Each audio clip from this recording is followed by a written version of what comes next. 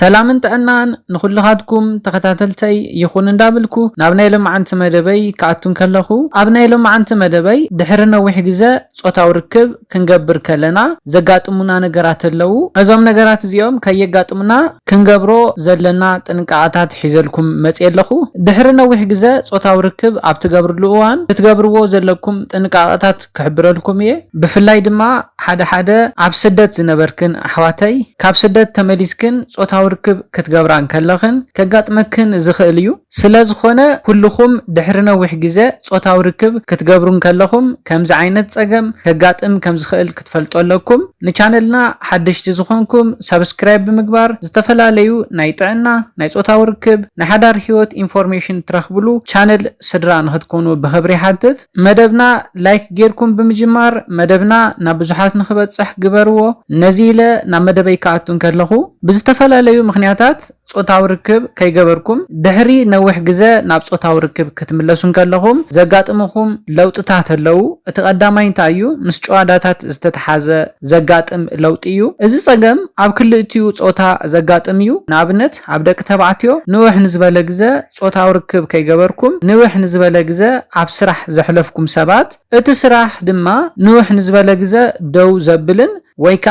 ንውሕ ንዝበለ ግዘ ኮፊልኩም ንኽትሰርሑ ዝገብረኩም ስራሕ ትሰርሑ እንተነርኩም ብድህሪኡ ናብ ጾታው ርክብ ኣብ ትምለሱሉ እዋን መትለኹም ደው ናይ ዘይምባል ጸገምን ቀልጢፍኩም ናይ ሙዳእ ጸገምን ከጋጥመኩም ይኽእል እዩ ምኽንያቱ እንታይ እዩ ምስ ናይ ጨዋዳታት ተታሒዙ ዘጋጥም ጸገም ስለዝኾነ እዩ ናይ መትሎ ጨዋዳታት በብግዚኡ ዘይንቀሳቀስ እንተኾይኑ ኣብ ልዕሊኡን ድማ ከቢድ ዝኾነ ናይ ስራሕ ጸቕጢ እንተሃሊኩም ኣብ ናይ መትሎኹም ጨዋዳታት ጸገም ብምፍጣር ናብ ቀልጢፍኩም ሙዳእን መትሎ ደው ናይ ዘይምባል ጸገሙን ክፈጥረልኩም ይኽእል እዩ እዚ ነገር እዚ ኣብ ደቂ ኣንስትዮውን ዘምጽኦ ሳዕቤን ኣሎ እዚ እንታይ እዩ ኣብ ልዕተን ከባቢ ኣብ ዘሎ ጨዋዳታት ናይ መዝርጋሕን ናይ ምዕጻፍን ጸገም የምጽእ እዩ ከም ዝፍለጥ ኣብ ዋን ጾታው ርክብ ኣብ ልዕተን ከባቢ ዘሎ ጨዋዳታት ይዝርጋሕን ይዕጸፍን እዩ እዘን ናይ ጨዋዳ ምንቅስቃሳት ብልክዕ እንተኾይነን የን ጥዕንኡ ዝተሓለወ ጾታው ርክብ ክትገብሩ ትኽእሉ ስለዝኾነ ልክዕ ከም ደቂ ተባዕትዮ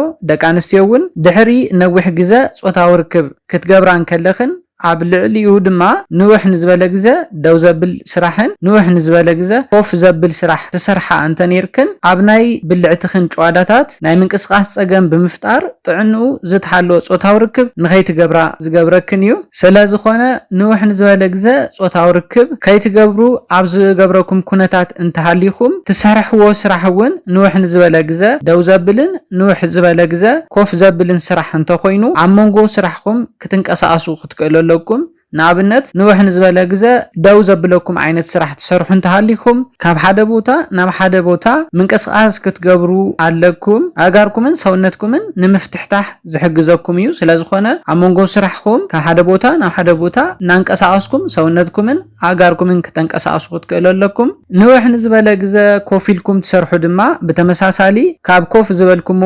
እንዳተንቀሳቀስኩም ኣብታ ዘለኹማ ወላ ኣብ ሓንቲ ቢሮ ክኾን ይኽእል እዩ ኣብታ ዘለኹማ ንውሕ ንዝበለ ለግዘ ኮፍ ካብ ምባል ኣጋርኩምን ሰውነትኩምን ብዝተኻለኩም ዓቕሚ ክትንቀሳቀሱ ክትክእሉ ኣለኩም ብተመሳሳሊውን ብዝኻልኩም ዓቕሚ ኣብ ሰሙን ንሰለስተ መዓልቲ ኤክሰርሳይዝ ምግባር ኣገዳሲ ነገር እዩ ምኽንያቱ እንታይ እዩ ኤክሰርሳይዝ ኣብ ትሰርሕሉ እዋን ሰውነትኩም ጨዋዳታትኩም ስለዝንቀሳቀሱ እዚ ዓይነት ጸገም ከጋጥመኩም ስለዘይኽእል እዩ ስለዝኾነ ግድን እንተናኣሰ ብሰሙን ሰለስተ መዓልቲ ኤክሰርሳይዝ ምግባር ኣድላይ እዩ እቲ ኻሊ ካብ ቀልጢፍካ ምውዳእን መትሎ ደው ካብ ዘይምባልን ወጻኢ ክንፈልጦ ዘለና ቅድሚ ሕዚ ንረኽቦ ዝነበርና ተሓጓስ ዘይክንረክብ ንኽእል ኢና እዚ ነገር እዚ ብፍላይ ኣብ ደቂ ኣንስትዮ ዘምጽኦ ጸገም ኣሎ ቀጺለ ዝሕብረልኩም ጸገማት ከጋጥመክን ይኽእል እዩ እቲ ቀዳማይ እንታይ እዩ ዕግበት ንኸይረኽባ ዝገብረን እዩ ናይ ብልዕተን ራሕሲ መጠን ብምቕናስ ዕግበት ንኸይረኽባ ክገብረን ይኽእል እዩ ከም ዝፍለጥ ኣብ ዋን ጾታው ርክብ ናይ ደቂ ኣንስትዮ ብልዕቲ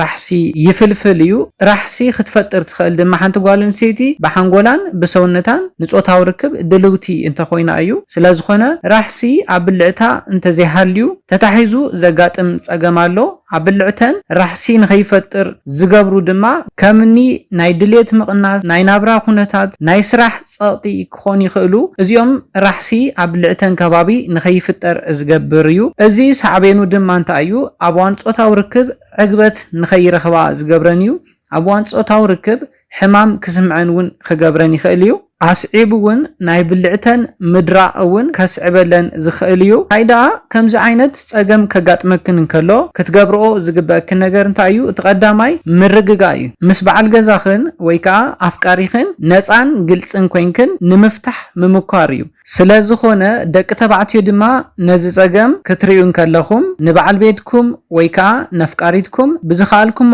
ዓቕሚ ክትዝናንን ንኽትፍታሕታሕን ምግባር እዩ ሽዑ ጨዋዳታታ ፍትሕ ንኽብል ስለዝገብሮ እቲ ፀገም ንምፍታሕ ዝሕግዘኩም እዩ ስለዝኾነ ደቂ ተባዕትዮ ብዝኻልኩሞ ዓቕሚ በዓልቲ ቤትኩም ወይ ከዓ ኣፍቃሪትኩም በዚ ዘጋጠመ ፀገም ክትጭነቕ ዘይኮነስ ፍትሕ ንኽትብልን ካብ ጭንቀት ወፂያ ናብ ካሊእ ሓሳብ ንኽትሓስብ ክትገብርዎን ክትክእል ኣለኩም ስለዝኾነ ሽዑ መፍትሒ ክኾነልኩም ዝኽእል እዩ ዘላቒ ዝኾነ መፍትሒ ንክኾን ድማ ተደጋጋሚ ጾታዊ ርክብ ብምግባር ጨዋዳታት ክላመድ ምግባር እዩ ብልዕታ ድሕሪ ነዊሕ ግዜ ጾታዊ ርክብ ኣብ ዝገብረሉ እዋን እዚ ቀዲምና ዝገለጽናዮ ፀገማት ከጋጥማን ከሎ ተደጋጋሚ ጾታዊ ርክብ ኣብ ትገብሩሉ እዋን ብልዕታ እንዳተላመደ ስለዝመጽእ ናይ ብልዕታ ጨዋዳታት ውን እናለመደ ስለዝመጽእ እዚ ፀገም እዚ ዘላቒ ዝኾነ መፍትሒ ክትረኽብሉ ትኽእሉ ኢኹም እዚ ፀገም እዚ ብሓደ ወይ ከዓ ብክልተ መዓልቲ ክፍታሕ ዝኽእል ኣይኮነን ብነዊሕ ግዜ እንዳለመደ ብምምጻእ እዩ ክፍታሕ ዝኽእል ፀገም እዚ ስለዝኾነ እዘን ፀገማት ኣብ ክልቴኹም ከጋጥም ዝኽእልን ዝረአይን ከም ዝኾነ ክትፈልጡ ኣለኩም ነዚ ኢለ ናይ ልምዓንቲ መደበይ በዚ ክዛዝም ካብ ናይ ልምዓንቲ መደበይ ዝኾነ ሓድሽ ነገር ከም ዝሓስኩም ተስፋ ይገብር መደብና ናብ ብዙሓት ንኽባጻሕ ላይክ ሼር ምግባርኩም ኣይትረስዑ ሓሳብን ርእቶን ታሊኩም ብኮሜንት ሴክሽን ሓሳባትኩም ግለጹለይ ሰላምን ጥዕናን ንኹላትና ይቀኒየለይ